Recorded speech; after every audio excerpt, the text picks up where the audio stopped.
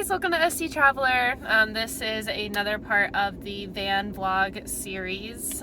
So we are going to dive right on into it and just talk about a couple of things that we haven't discussed in a while.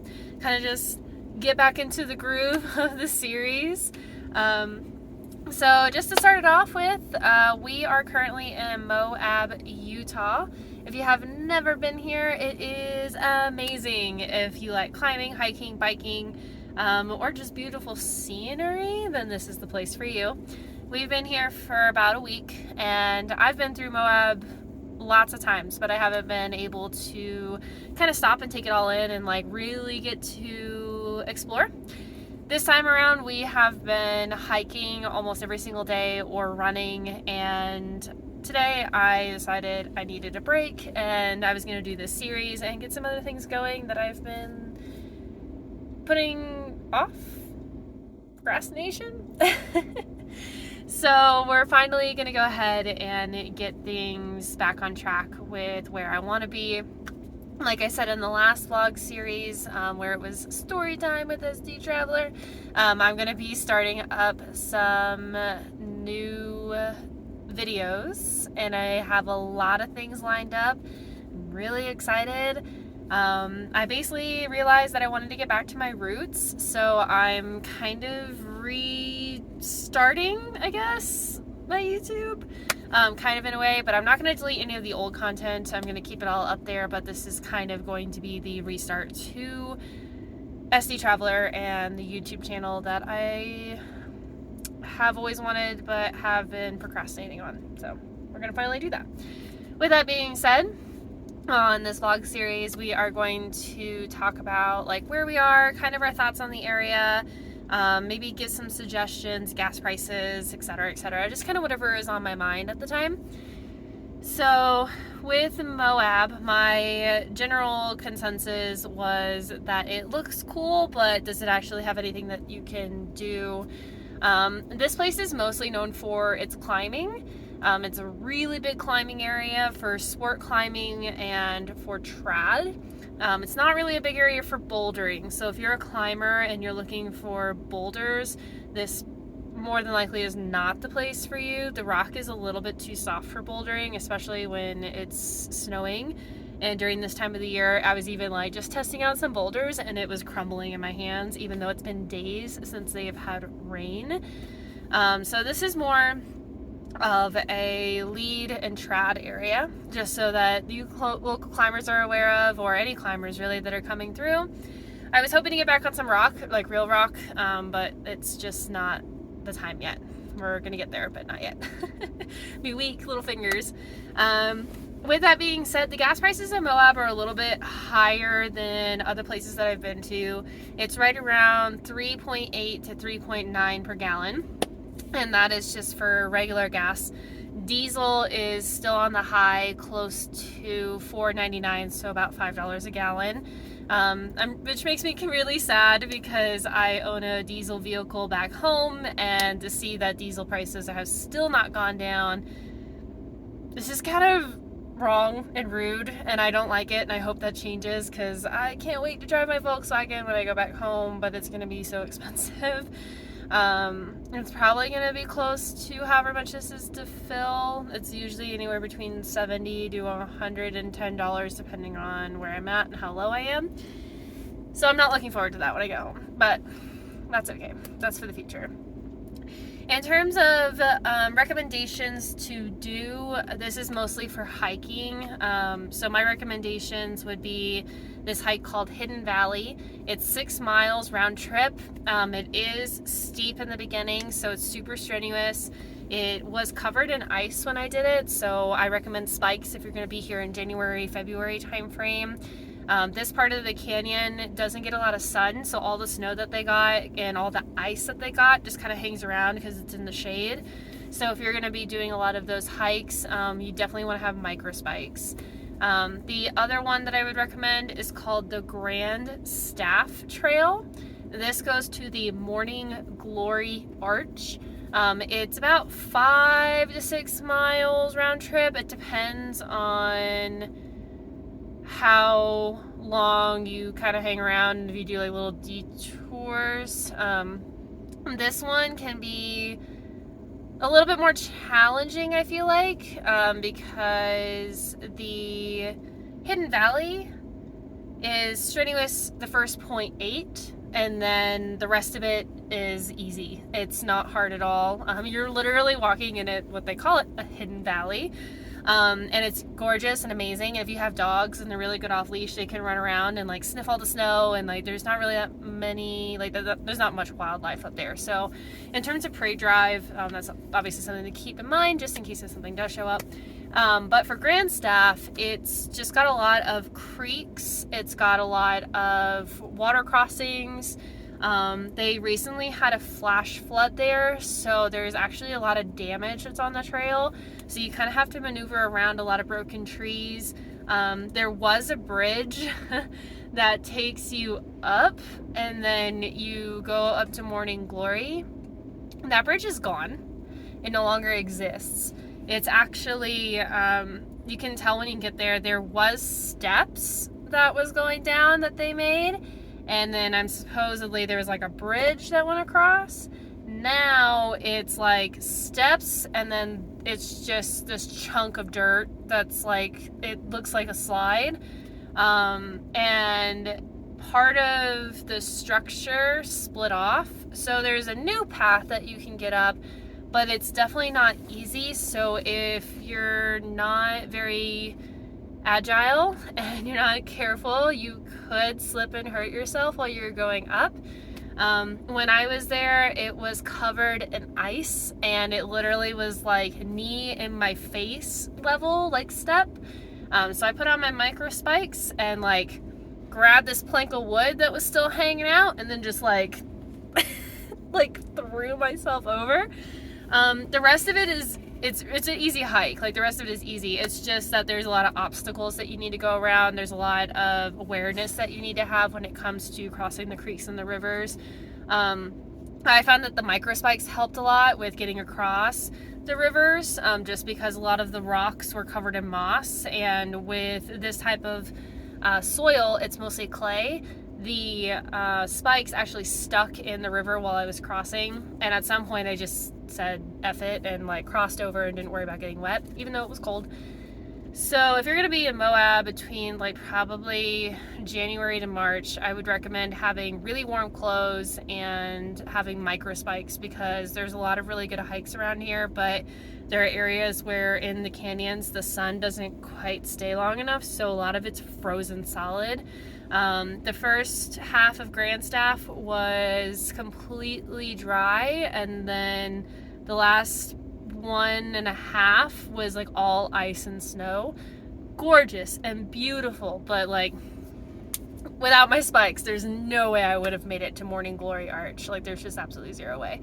So I recommend that. And then obviously it's kind of the same situation with Hidden Valley. If you're not confident in your knees, if you're not confident in going straight up for 0.8 miles, that might not be for you. Supposedly on Hidden Valley there is a way to get down that's easier than going out and back, but I didn't get to try that. The local that I talked to said that it's probably around a 12 to 13 mile trip if you do that. So I was like, not today, but thank you, sir. So those are the two I'm going to recommend, and I will leave those down below for all trails so that you guys can take a look at them and take a look at the photos, because they are amazing and I loved every second of it. So those would be the two that I would recommend. And obviously if you're going to be here, be respectful of the area. There are petroglyphs around, so please don't touch them, and don't be a jackass and write your name on the rock or whatever. Just don't do it. The other thing to keep in mind about Moab is they do have dispersed camping areas that are about 15 to 20 minutes out of town. They're in the Spanish Valley area. Keep in mind, I drive a 1500 Chevrolet Express van with 2-wheel drive, rear wheel drive. Okay, this is not a 4-wheel vehicle. This doesn't do well in a lot of places, okay? So I have another story for you guys at some point. But the short version is that someone recommended to me to go to this dispersed site that's called like Yellow Ridge or something like that. And a lot of people go up there to do dispersed camping. And it's one of the more well-known places. On Campendium, there's like 5 areas of dispersed camping where they recommend that you can get into. I don't know what you guys are smoking on Campendium. Nobody's really been here on there during this time of the year. Keep in mind, this place is the only place that I've had trouble with getting to a dispersed site. And I say that, and I've been to a lot of places. The soil here sucks when it's wet. It's that red clay. So when it gets wet and there's snow on it, it absorbs all that water and then it becomes mushy. So anything that's heavy will sink, like literally sink. It's not it's not a good situation for a 2-wheel drive vehicle to try and be on that at all. So the first day I tried to go to a dispersed site, it was like 8 o'clock, which is dark. I put my shoes on. I pull up to this dispersed site and they have like cattle guards everywhere. So I like went to cross over and I like slammed on my brakes because it was frozen on the cattle guard. And then when you looked over, you just saw turned up red clay. Like people on ATVs had come through and just like completely destroyed this like entrance to get to this dispersed site. And I was like, all right, I can't tell if that's dry or if that's wet AF. Like I can't tell. So I opened my door and I literally like my shoes were on full on height socks, like over the ankle kind of thing. And I get out and my foot sinks like right in. And I was like, oh no, no. Like I just started to try and walk, like try to find a path to get through because it was really wide. And I was like, anything I can get one of those back tires on for traction, then I can get through and get to the dry spots. Zero. There was 0 good spots on that. And I know what you guys are thinking. Oh, why are you there in January, February? Like, you shouldn't be there. You wouldn't have any problems. F you guys, okay? I'm here during this time of the year because there's nobody here. Moab is usually slammed with people. It's a huge tourist destination. So I tried to figure out how to get across. I couldn't figure it out. My shoes were full of red clay and I didn't want to risk it. And I backed up the van and I went to another spot and the same thing happened. I got there, I got out of my vehicle. There was like a little hill. It wasn't a very big incline, but you definitely had to go like up a bit and then it's supposed to wrap around and like go on this back street to get to the dispersed area. And everything around here is confusing, okay? Like all the signs are confusing. They're like, oh, you can go here at a dispersed site, and then you cross over and it's like BLM land, and then it says no camping for the next 2 miles, 3 miles, 4 miles, and you're like, it's supposed to be a BLM land, whatever. So I tried to go up the hill and it was real slow. I was going like less than 10 miles an hour. I almost got to the top and then my back passenger wheel did the little shimmy shake and was like, and I was like, nope, back that bitch back up. And I found a place in the trees to park that was dry. It was the only dry spot and it was literally right next to the road so that I could pull out and like get out of there safely. And I was so nervous that night trying to sleep because I was afraid that law enforcement was going to come and like knock on my window and be like, what are you doing? Like, you're supposed to be 2 miles up the road or whatever. And they did go by that morning, but they didn't bother me. And I watched a Camry and law enforcement try to go up that hill and both of them didn't make it. That tells you how bad it was. It was really bad. So I didn't even try to bother. So if you're going to be in Moab, keep that in mind. If you have a 2-wheel drive vehicle, it's probably not best when it's wet to be out there. You might want to pay for a actual camping place that has gravel and hard, compact dirt. I almost learned that the hard way, and it literally only takes one time to get a tow to learn, like, you can't make those kinds of situations. Like, no matter how much you want to, like, it's just not gonna happen. So I was like, okay, like, we're just gonna skip this part and, like, not do that. So and that's the only downside to Moab, is like pretty much everything that I found around here is clay, and it sucks during this time of the year, so don't recommend that. So grocery shopping around here, there's like one actual like good store. It's a city market. I think it's like an off-brand of Kroger, because they were asking for a Kroger card if you wanted like points and rewards and things like that. And it was okay. Inflation's hitting hard right now. I don't know if you guys have noticed it in your area, but it's so expensive to buy food. It's actually kind of getting a little out of hand. Like, even for Lila's stuff, like greenies for 72 pieces used to be like $65 or something like that. Now it's like $80. And her food, like her kibble for morning, used to be somewhere from like $40 to $45. Now it's looking like $50 to almost $60, depending on where you buy it from. Like, different companies have different prices depending on like how much they've got in stock. It's been kind of a struggle to make sure that like we're both well fed. I have to like really space things out, because I only have so much of a budget that I can use on each card. I budget hard.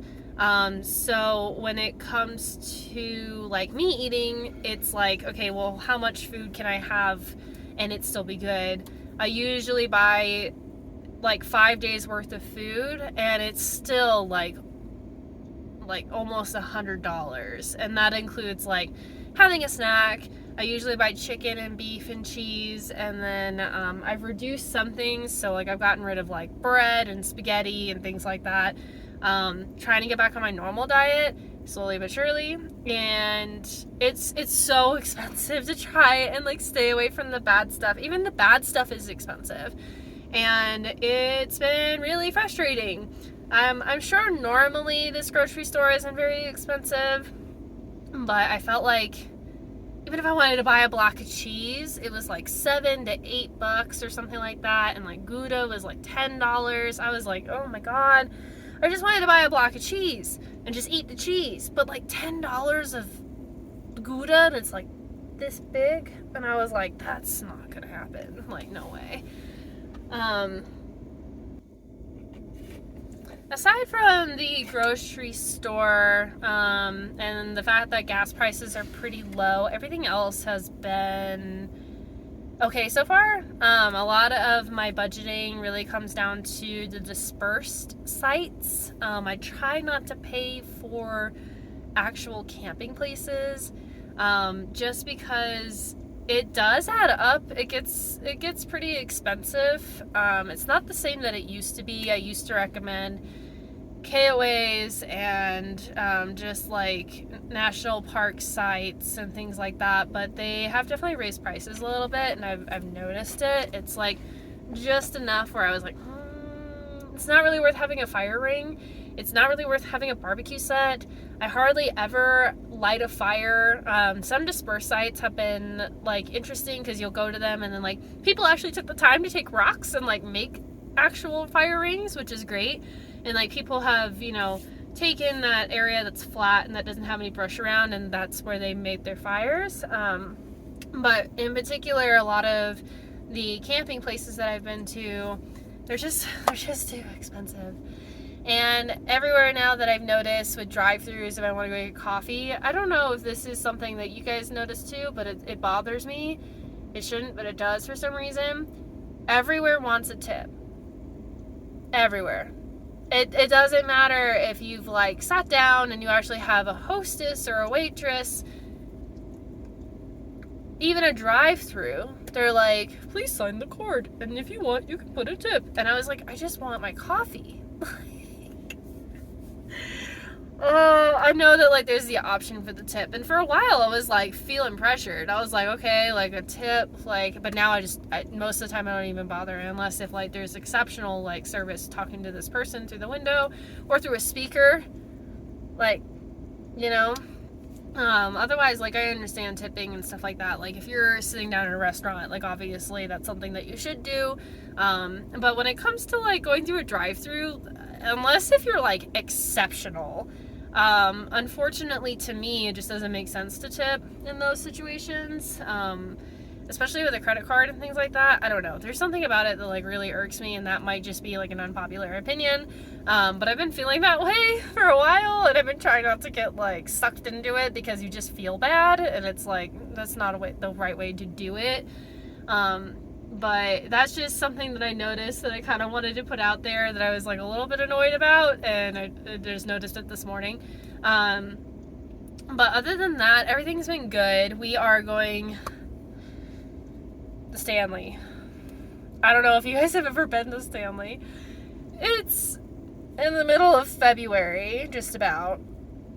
And I have a friend who lives up there, and it's 20 degrees during the day and like negative 10 at night. When we were in Wolf Creek, it got cold, really cold. It was like maybe 10 degrees or less when we woke up that morning to leave.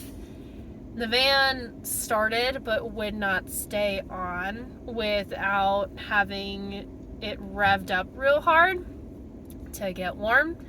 So Gimli does not like the cold and high elevation.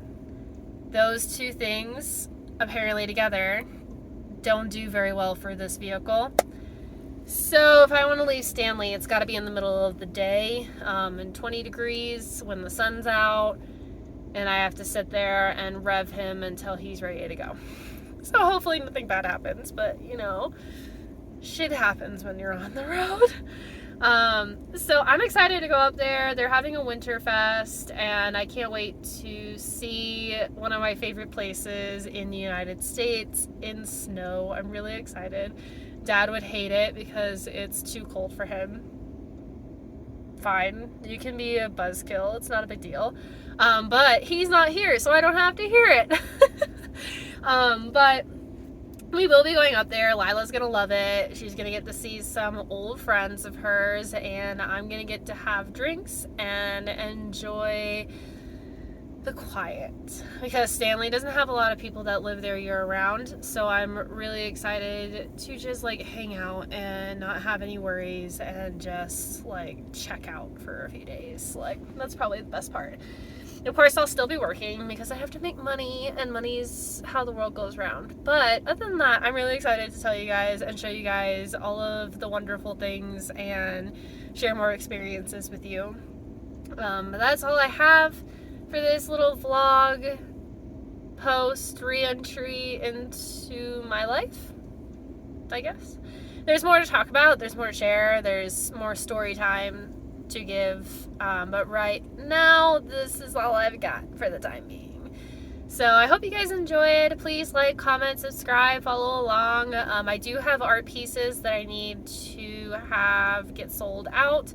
I'm really excited to bring new stuff into inventory. I am already doing sketches for ideas of what I want to make when I get home, but that isn't for a few more months. So I really would appreciate it if you guys would take a look at my vlog. It is sdtraveler.org, and I have probably 10 to 12 pieces, I think, that are still for sale. Some of them are in the van with me right now. I actually have them on the road, so I can literally ship them out like tomorrow.